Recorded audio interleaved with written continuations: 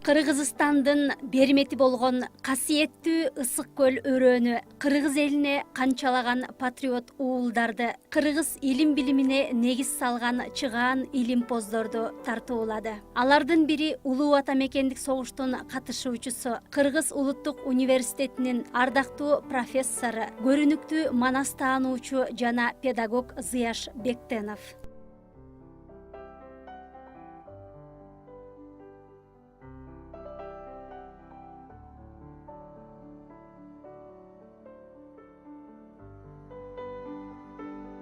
Мен жашымдан досу болдум эмгектин. Эмгек менен дайым чеке тердеттим. Эмгек кайрат байлабаса белимди. Эбак тоңуп мен ачкадан өлмөкмүн. Кайрат жокто сездим иштин оңбосун. Кайда жүрсөм кайрат болду жолдошум деп элине ополтоодой эмгек кылып, ошого карабастан оор тагдыр кечирип, кайгысын кайраты менен жеңген улуу илимпоз Зыяш Бектеновдун кыргыз илим билимине чыйыр салган узак сапары бүгүн унутта калган жок. Дегенибиз Ысык көл облусунун Чоктал айылында жайгашкан Себат окуу лицейине Зыяш Бектеновдун ысымы ыйгарылып, залкар инсанды эскерүү кечеси болуп өттү.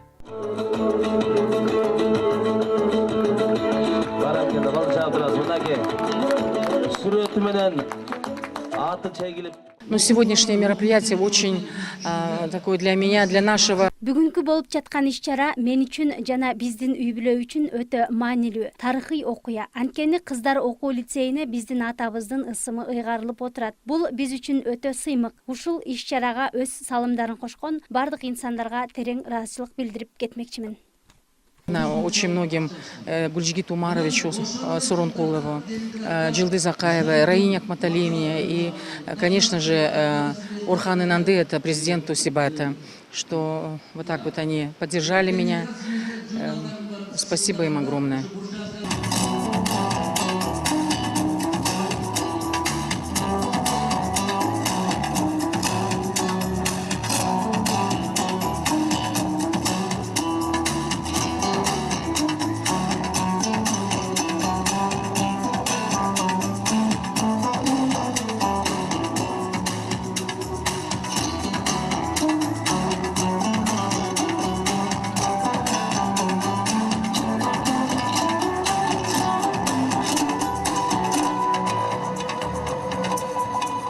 Зыяш Бектеновдун атын ушул Чокталдагы Түркү лицейине коюлуп атканы абдан мен үчүн абдан сүйүнүчтүү болуп отурат.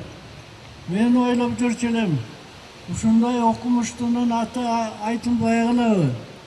Ушул окумушту кээ бир эле бир суатчынын атын көчөгө коюп, даже башка бир жерлерге эстелик куруп атканын. Ушу кишинин аты ушу айтылбай калабы деп көп ойлончу элем. Ушу Зыяш Бектеновдун атын ушу мектепке коелу деп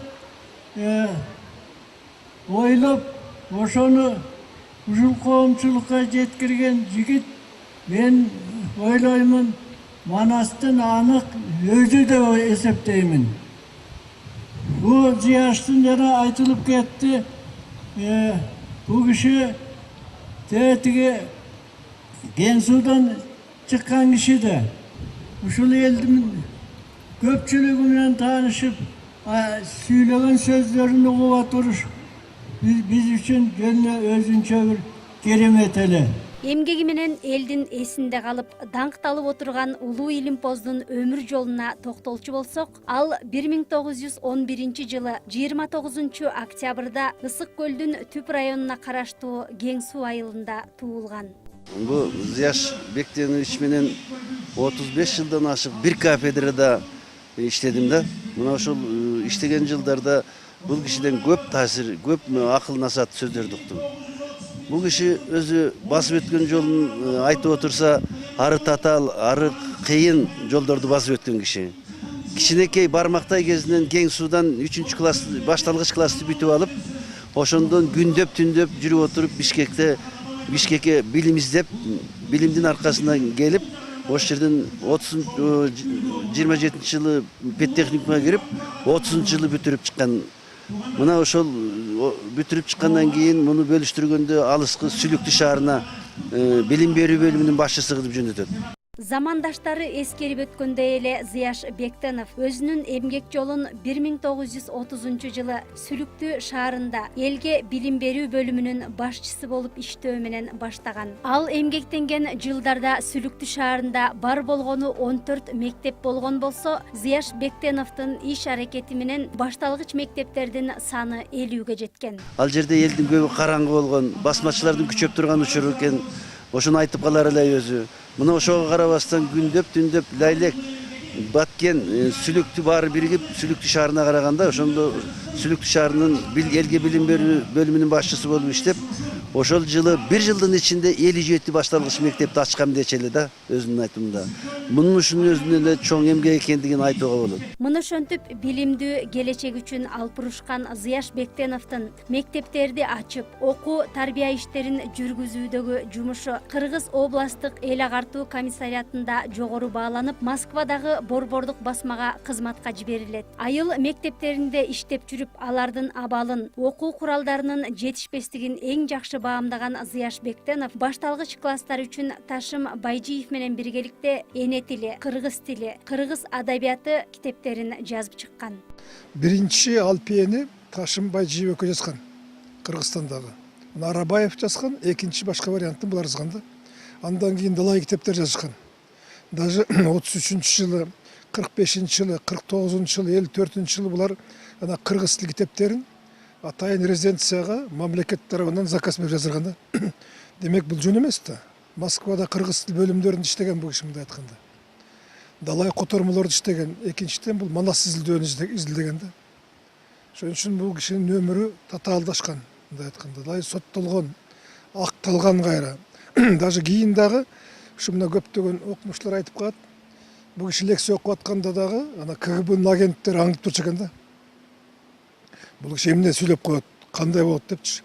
Ошол мезгилде жаңыдан илим билимге умтулган кыргыз калкынын мектептеринде жогорку класстар үчүн кыргыз адабиятынын окуу китептери жок болгон. Өкмөт башында турган Исхак Разаков кыргыз адабиятынан окуу китептерди жазуу зарыл экенин көрө билип, бул тапшырманы Зияш Бектенов менен Ташым Байжиевке тапшырган. Жыйынтыгында 8 класстар үчүн кыргыз адабияты аттуу биринчи окуу китебин жазышып, 1949 жылы жарыкка чыгарышкан. Зияш агай арман кылчу эле. Айттың ошондо биз ошол окуу китебин жазгандан кийин званияны алмак түгүл, ошол 49 жылы бизди кайра түрмөгө камап таштады дейт. Саясий айып коюп туруп. Ошентип эл үчүн болгон ак кызматтары бурмаланып, Зияш Бектенов менен Ташым Байжиев улутчул, эл душманы деген жалган жала менен 10 жылга эркинен ажыратылган. Ташым Байжиев деген өкө чогулуп окуу китебин кыргыз тилинде да адабияты боюнча да жазган. Түрмөгө түшүп, ал киши тиякта каза болуп калды. Бул киши келди. Ошолорун да кепчип айтпай, бир тамашага айландырып айтчу. Биз Бериянын эмесинде жүрдүк, санаториясында деп. Ошол болгон окуяларды анан бирге жүргөн жанакы Жусуп Турусбеков, Мукаилова, Жан Төшүп, өсөнчө Касым Тыныстановду көп эскерер эле. Касым Тыныстанов ырыларын жат кайтар эле. Анан өзү ошо жанагы жолдошторун арнап жазган.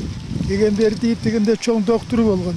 Ошо киши жөнүндө, башкалар жөнүндө, Маликов жөнүндө өзү да ырча кара коюп, ал эме кылган киши эле да. Анан келип жүрүп мындай бир улуумун мага мына саат бергиле, тигиндей мындай кылгыла деп сурачу эмес. Биз жакшы эле иштедик, силер иштегиле. Биз саат талашкандай болбойлу деп мындай өзүнчө сый, урмат менен башкача жүргөн киши эле да. Техникумда бирге окушуп, кубанса бир кубанып, кайгырса бир кайгырып, кыйышпас дос болгон тагдырлашы Ташым Байжиевден айрылган Зияш Бектенов амандыгым курусун, асылдан келдим айрылып, кайткандыгым курусун, канатым калды кайрылып деп бала чактан бирге өскөн жан курбусун жоктоп келген. Түрмөдөн келгенден кийин дагы иши жок. Эч кандай ишке алышпайт. аркасынан аңдоочу коюп коет. Ооба, түрмөдөн келгенден кийин деле Зияш Бектеновдун тагдыры куугунтукта өткөн. Мурда иштеген Тил Адабият институтунан кызмат бербей 7 жыл үй түрмөсүндө олтурган. Бирок тагдырдын ушундай оор күндөрүн тоо томкорор кайраттуулугу жеңип, 1961 жылы Кыргыз мамлекеттик университетине ага окутуучу болуп кабыл алынган. Ошондон тартып өмүрүнүн аягына чейин аталган окуу жайда доцент, профессор катары эмгектенип, өз эмгегин кыргыз билимине, жаштарды тарбиялоого, өзүнөн кийинки муундарга татыктуу устат болууга арнаган. Мен ошо бактылуу экенмин, ошо кишинин акыл насаатын айтып, акыл насаатын угуп, ошо кишинин тарбиясын көрүп калганым үчүн мен сыймыктанам. Ал киши ушундай кээ бир учурларда калыстыкты, кайраттуулукту, ушунчалык бекемдикти жакшы көргөн адам эле да. Анын айткан сөздөрү ушуга чейин эсимде турат. Кээ бир калысы жок адамдарга карата, кээ бир мындай тууганчыл адамдарга мындай айткан сөзү бар эле, мындай деген: бий болсоң калыс бол, калыс болбосоң бийликтен алыс бол дейт балдар. Ушуну эсиңерде сактап жүргүлө дечи эле. Же болбосо чырга жакын адамдан чычалай качып бак кетет, чырга жакын улуктан чытырап сынып так кетет деген ушундай бир накыл сөздөрдү айтып берер эле да. Мына ошол сөздөрдүн баары ушул күндө да биздин жүрөгүбүздө устап катарында сакталып калган. А кишинин элеси эч убакта биздин эсибизден кетпейт, жүрөгүбүздө сакталат. Агайыбызды биз дайыма эстейбиз. Агартуучулук тармакта жогоркудай эрдиктерди көрсөткөн Зияш Бектеновдун дагы бир эмгеги ал көп жылдар бою Манас эпосун изилдеген. Кыргыз элинин бирден бир сыймыгы болуп, атадан балага, муундан муунга сакталып отуруп, бүгүнкү күнгө чейин жеткен Манас эпосун изилдөөдө Зияш Бектеновдун ысымы биринчи болуп кездешет. Анткени ал эпосту изилдөөгө студент кезинен кызыккан алгачкы окумуштуу болгон. Зияш Бектенов көбүнчө адабият багытында эмгек сиңирди. Кыргыздын улуу эпосу Манасты иликтеп, өмүрүнүн көпчүлүгүн ошондо өткөздү. Бул адамдардын иштеген баскан жолу, иштеген эмгектери түбөлүк сактала турган иш. Кыргызды кыргыз кылган интеллигенттер деп түбөлүк биз эсибизде сактайбыз. 30-40 жылдар эле Кыргыздын улуу теңдеши жок, жалаң гана кыргыз эмес, бүтүндөй адамзаттын улуу мурасы Манаска каршы чабуул башталганда, мына ошондо Зияш ата Байжиев экөө биригип 1946 жылы Манасты кара сөз менен жазып чыгышкан. Мына ошондон баштап анан Зияш атага саясий куугунтук болуп, анан 10 жылга кесилген. 4 жыл түрмөдө жатып чыккан. Сынган эмес, кайраты менен чыккан. Тигил китепти элдин душманы катары ал китепти өрттөшкөн да. Демек Зияш атанын жанагы Кыргыздын жан дүйнөсү Манас менен болсун. Болочок биздин урпактарыбызга дагы Кыргыздын эң бир улуу мурасы дайыма жаркырап, күндөй айдай болуп тийип турсун деген улуу максаты болгон. Кыргыздын өткөндөгү тарыхын, маданиятын, оозеки чыгармачылыгын, каада салтын, айрым белгилүү адамдардын өмүр баянын, таланттуу акындардын мурастарын жадымында сактап, башкаларга айтып берүүдө Зияш Бектеновдун алдына эч ким чыккан эмес. А кишинин эми өзгөчө адамгерчилиги мындай сөз билген, сөз баккан. А киши жана өзүнүн эскерүүлөрдү жөндөген китеби бар. Ошондо да Алы Токонбаев баштап, Жусуп Турусбеков, Жан Төшүп деген белгилүү окумуш Касым Тыныстанов жөнүндө. Анан бул киши адамгерчилиги абдан бийик, сөзмөр, сөз тапкан, өзү да ыр чыгарган ушундай адам эле. Бул дагы анын өнөрлүү катарындагы өзгөчөлүгү болгон. Ушул асыл сапаты үчүн аны замандаштары көзү тирүүсүндө тирүү энциклопедия деп аташкан. Кыргызда кум кулак анан куйма кулак деген түшүнүктөр бар. Ошол каза болор алдында мен ал кишини ушул Скөлдүн жээгинде азиз болуп калган экен, небереси жетелеп жүргөн экен. Мен ошондо таң калдым да. Ал кишинин куйма кулактыгына. Баягы биздин улуу миллиондогон саптарды жатка билген манасчы акындарга окшоп 1931 жылдың дейт 20 январында Борбордук комитеттин пленуму болуп дейт. Анан баланча киши негизги баяндама жасап, анан биринчи болуп бул киши сүйлөп, бешинчи болуп мен сүйлөдүм эле деп мени таң калтырган. Карасаев дайым айтчылы, Касымалы Жантөшев деген бұл сөздің чебери, қара сөздің чечени. Бұл Касымалы сүйлөгөндө эч ким сүйлөшмөс дейт. Баарыбыз угуп турсубуз дейт да.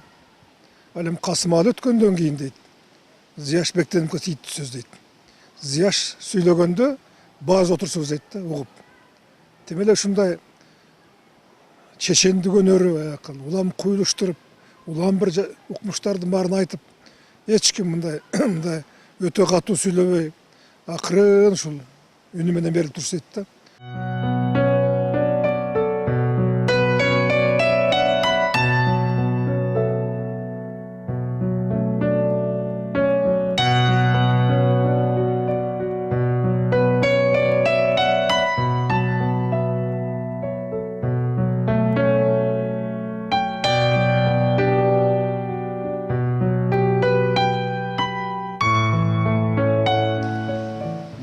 Pedagogикалык системада көп эмгек сиңирди. Жаштарга билим берип, тарбиялоо жагынан.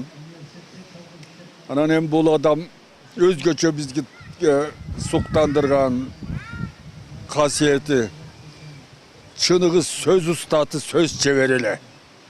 Мындай көркөм сүйлөгөн, мындай тарыхты жатка билген адамдар чанда кезигет. Булар сейрек кезүүчү инсандар. Ушундай оор, бирок артында алгылыктуу эмгек калган даңазалуу өмүр жолду басып өткөн Зияш Бектеновдун кыргыз элине калтырган мурасы баа жеткис байлык. Ал кыргыз тарыхындагы жазуучу, котормочу, караңгыда көз тапкан, капилеттен сөз тапкан чечен, окутуучу, илимпоз катары жашап калчу улуу инсан.